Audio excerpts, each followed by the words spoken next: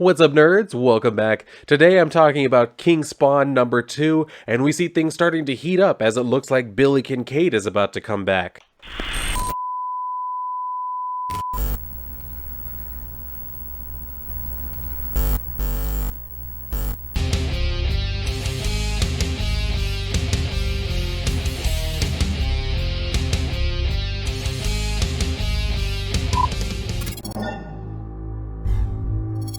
Alright, so as I mentioned, we're starting to see, as you can tell from the cover that I got, we're starting to see the return of Billy Kincaid, except this time instead of operating so much more as a pawn, it seems like maybe now he's a kind of the mastermind himself.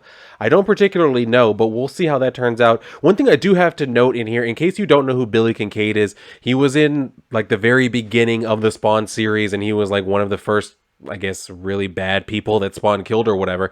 But he was a pedophile, and he was killed by Spawn for that. And as you can see, this is literally how he looked when he died. Well, not exactly.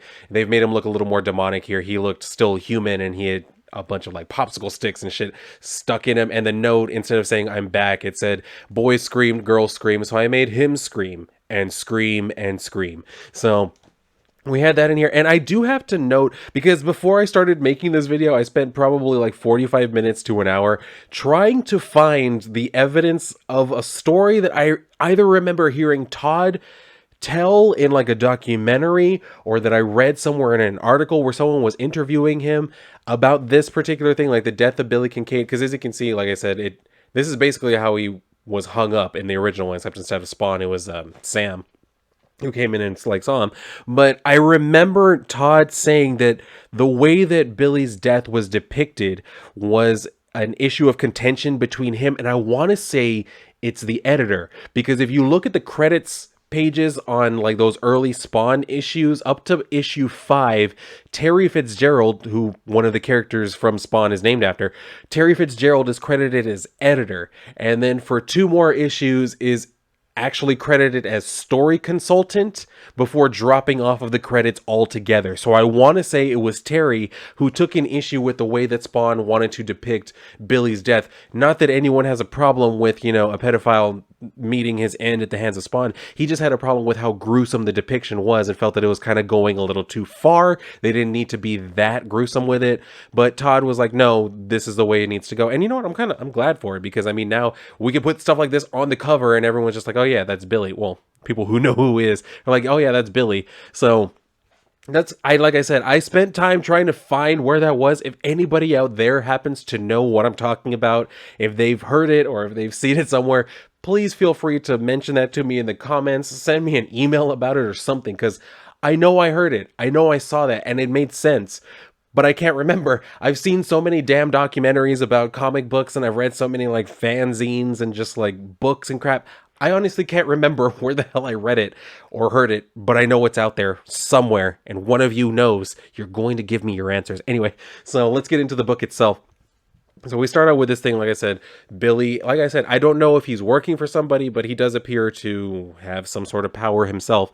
So he's saying, your time grows near, my flock, when all of you shall rejoice, knowing that your devotion and personal sacrifice will be rewarded. For those who submit themselves to the transformation, your souls will be the first to enjoy the fruits of your labor. But that mountain was never going to be climbed with Metatron as your leader. If you remember in the first issue, we saw Metatron be completely like vaporized. Anyway, he's saying his plan was guiding you much too slow for you to attain the status you've all been craving. But as you've been taught, it can only come with the harvesting of the innocents, the babes of this world. They are the ones that will set you free, that will let the everyone finally understand. That's the other thing. It kind of bums me out that we have so many instances of bad grammar just within the first 2 issues. Like I mentioned in my first video, like the whole thing where they misspelled Psalms more than once. But anyway, he goes on, he's saying, like, you know, we are the true rulers of our destiny, and the one thing that will complete your transformation is to get your new leader, your new king, to remove his blinders and let him see the righteousness of our goals. Your leader must commune with you in both the physical and spiritual way, which means he must also be like us. willing to make an example, a sacrifice of the young souls that want so badly to be servants in his new order. That leader is Spawn, and yes, he shall come to our side, because no one knows our king better than Kincaid. So that's where we come back over to just kind of like a recap of basically what happened and saying, as the first to begin doing our great work, I was able to show everyone the power and value the babes could bring us. Then Spawn, the king, came. He tried to embarrass me, serving me up like a stuck pig, and that's where, like I said, this is how he looked when he first died, more or less. And so he goes on, is like, it also gave me a doorway into our future where I've seen what the Hellspawn will become and what all of you will become, and it's glorious. So that brings us back over to like our actual team of like Al and then She Spawn and everything. And so he's looking over just like, I guess, some news reports of like different attacks, and it says 6 kids and Metatron all dead. Why? To drag me into the open? Someone slaughtering children and madmen just to get my attention. So Jessica Priest comes in, she's like, find anything? And the other one's like, no, he's been sitting there for hours, looking at the same info over and over. He's taking this pretty hard. So she goes in and she's like, I'll talk to him. And she asks if he's doing okay. And he says, what do you think? You looking to make yourself useful? Then stop asking stupid questions and basically just like get back to work and all of that. So he's thinking to himself, I don't like outbursts. They're weak. But dumb questions I won't tolerate. So he comes out and he's like, your turn, Mac. Or your turn, Mark. I need a break. So Mark goes in and he's like, I'm on it. And Jessica's like, that's all you've got to say? Nice backbone, dude. Have fun with your computer. So he's just looking where like Al's smashing. He's like, shit. So we go from there to where it's talking about how Al went outside and says he's gazes out to an endless horizon trying to make sense, not only of recent events, but also attempting to make sense of his life in general. So much has changed, like Jessica Priest, aka She-Spawn. He's always worked alone. It's better that way. Now she's here, working with him. So she comes up, she's like, can I give you some advice? And he just says, I'm not looking for any. But she says, well, I'm going to give you some anyway. You're not the only one involved with this case, so stop trying to do it solo. We all want to nail the bastard that did this. Just give us a chance. And he's like what? So she says, like, give the sigil you found to Mark. He's smarter than both of us. Let him run it through his computer matrix, while you and I go hunt down a killer of shit kid. A piece of shit kid killer. What do you say? Wow, words are hard today. Anyway, he just kind of like knocks her hand out of the way and is like, no. And then he like activates his suit and says, you help Mark with his computer puzzle or whatever he does. Otherwise, this one is mine. And she says, that's bullshit. You know you need us. Otherwise, you wouldn't keep us around. So get over yourself. And if you get lucky, we might even stick around long enough to bring you some closure. So he's just kind of like, fine. So, and I want to note one thing here. I don't know if this is just me, personal preference, yet again, as I always say. I don't really like the mouth being open. You know what I mean? I kind of prefer Spawn with like just the glowing eyes and then like full mouth cover. I don't know. It's a cleaner look to me. It's a more classic look to me. I don't know. It just looks better. Having the whole like glowing mouth open. It does look cool in its own way, but I prefer the original look. If I had to pick between the two. So anyway, it says, for a long, agonizing moment, Spawn glares at her with intense silence as he searches for an appropriate word, and that's when he says, fine. So then we come over to this.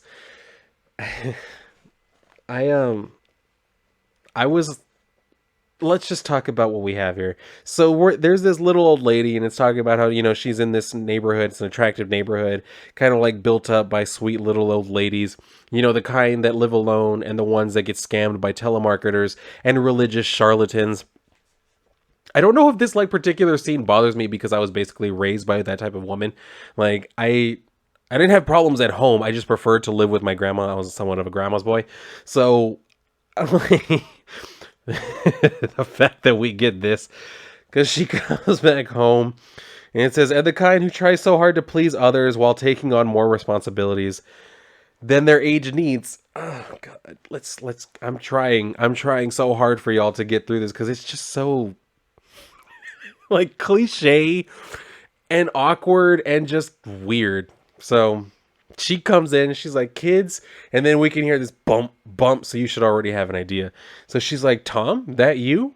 Thomas? So then we get We get this part where it says, inside the room upstairs, Granny would be stunned at what she would see. And obviously not, because as we're about to find out, she actually kind of seems to know that this is a thing that happens. But anyway, as we can see, yeah, I guess she has either a son or a grandson who's in here just like grinding one out with his girlfriend.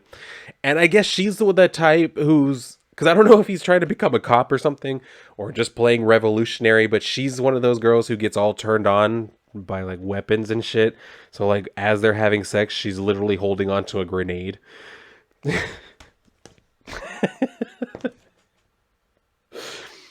I don't like to judge, especially when it comes to sexual proclivities. Do what you want to do in your bedroom. But I do want to I do want to say this. If you ever come to me and tell me that like you got somehow more turned on by holding weapons in bed, I'm gonna laugh at you. I'm gonna make fun of you because that's just weird. All right, ever since I found out, like, who was Angelina Jolie when she was with whatever his name was, and I found out that they used to like to have knives in bed, I was like, what's the point? Like, is it just the inherent danger of there being a knife there? And that's what I'm saying. Like, this type of stuff is just corny when you need like weapons. And then she's even saying like she's even more turned on because he's wearing the helmet. Like, what? Like, I guess because it's also goofy to me, those women who are more like turned on by like soldiers or police officers or whatever. I'm like, why? Like, especially when you consider like most of the cops are just like regular jerk offs. You know what I mean? Like my brother has a friend who's a cop, and he likes to go to Renaissance festivals and dress. He goes to Renaissance festivals dressed up as a Roman gladiator. Please try to make that make sense. And that's why I'm saying that's the type of dude that you like badge chasers are attracted to. But anyway, I digress. So anyway, we get this thing where the girl is saying like, the prophet is speaking to us, come on, harder. And then like the grandma opens the door or whatever, so he turns around and he comes running. I guess he snatched the helmet off, and she's like, I've told you 1,000 times, no girls in my house, Thomas, remember? And he says, we're finishing Bible studies, grandma, as he's standing there naked and all sweaty. He's like, I promise, we were just reading the book of Psalms, but we're like going to wrap up soon. All right, we'll be right down.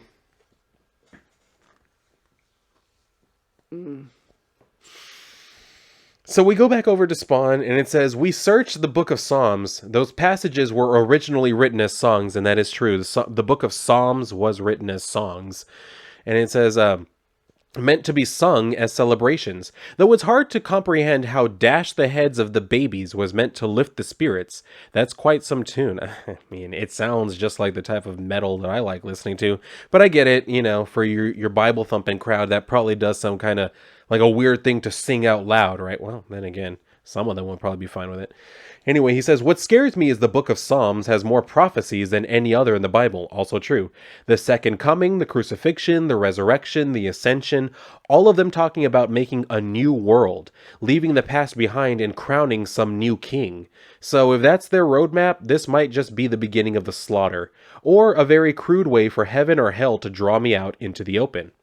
And it says, either way, someone's leaving clues behind they want us to follow. So he keeps going and says, Mark, talk to me. It's been 2 hours. We sure about this? And Mark is saying positive. The sigil had one encrypted location. This is it. And so he's asking, like, is our frequency still secure? He says, doing 3-minute checks. No one's picking us up. So he's like, then we hold our positions another 20 minutes before moving to our B locations. I know you said tomorrow is the more important date, but since this is a 2-day event, I couldn't take the chance. He says, crowd's winding down. You and Jessica get somewhere safe for the night. And Mark, tell her I won't need you guys tomorrow because this is hours later. So he's like, what? Why is that? And he says, don't worry. I've got your target description. I'll be all right. They don't need to know, but I need someone I can trust more than them. So he says, unfortunately, the only person that qualifies for that role might not want anything to do with me, and most of the time I feel the same.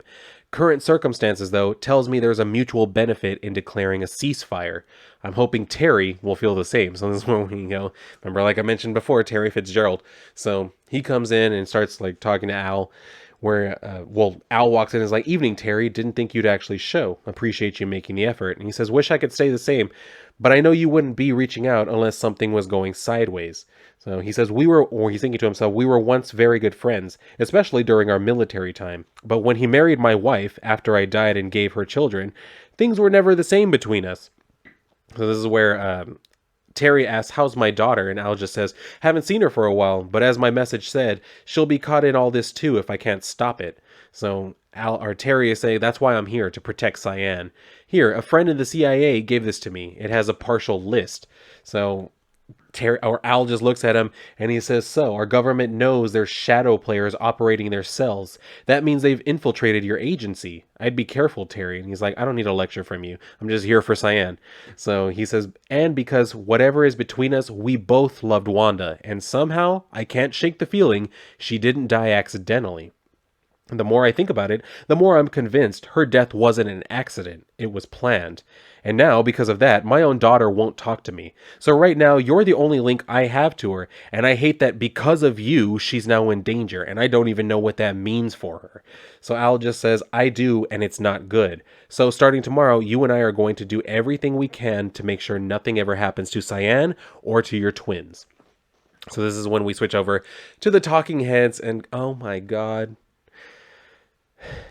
So apparently, how do I talk about this? So apparently, y'all remember the whole January 6th bullshit that happened? That was like the worst event in the history of our country or whatever. When you had a bunch of like grandmas that were apparently about to go and take. I get it.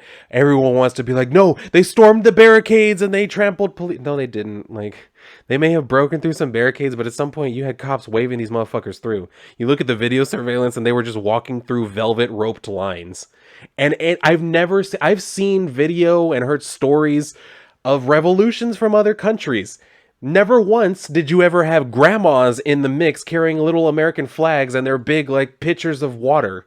That's never been a thing, so quit acting like it was so bad. But apparently, that bullshit has made its way into the public lexicon, into the zeitgeist, as it were, because we see this bullshit where this chick is talking. She says, this large gathering seems to have grown well beyond what the organizers' original expectations were, as thousands of marchers take to the streets with enough red, white, and blue flags and signage that it looks more like a 4th of July celebration instead of a protest in April.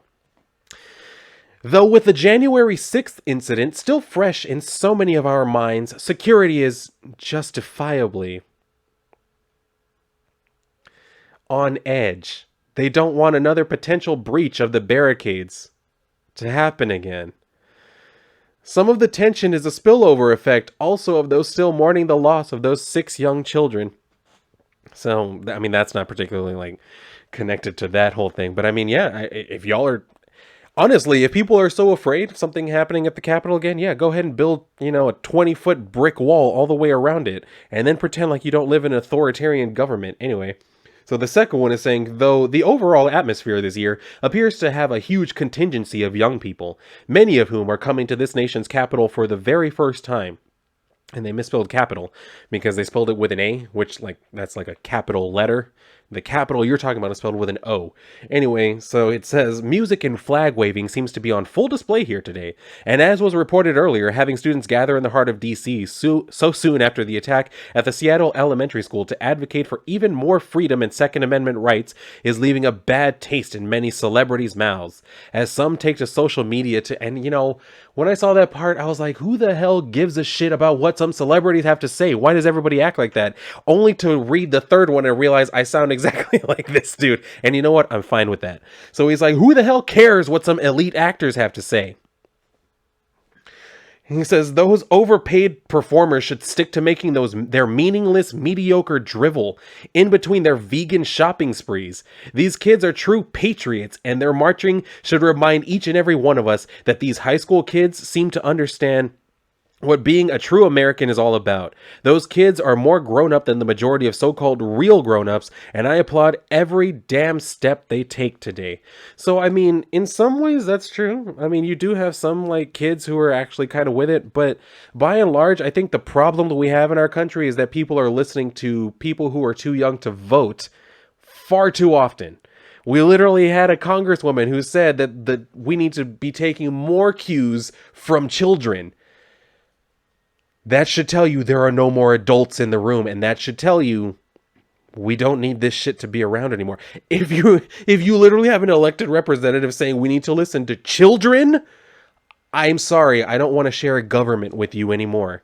Anyway, So we see this thing where it says the next day near the steps of the Capitol building, and again it has been misspelled.